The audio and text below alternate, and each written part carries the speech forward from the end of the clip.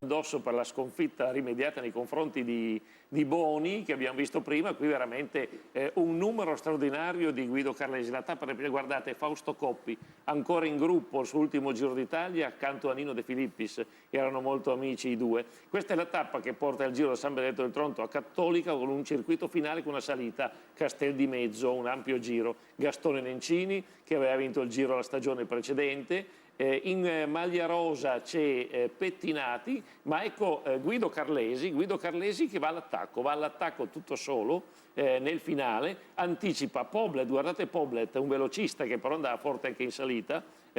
Poblet cerca di andare a riprendere, Carlesi è solo, cade davanti a tutti, si rialza, riprende e riesce ancora a mantenere il comando della corsa e per poche centinaia di metri resiste alla caccia di Poblet e degli inseguitori e vince questa tappa alla grande sul traguardo di Cattolica, una gran vittoria di tappa. 12 secondi di vantaggio su Poblet, 36 su Brancar. Coletto aveva tolto la maglia rosa a Pettinati e poi l'avrebbe persa a sua volta ecco a Poblet favore arriva, di Baldini. guardate, Ecco, questi è Poblet e Brancar che regola il gruppo. Beh, una bella impresa, Guido, Li ha staccati tutti e nonostante la caduta riuscì a vincere. Riuscì a vincere, era un momento che andavo fortissimo.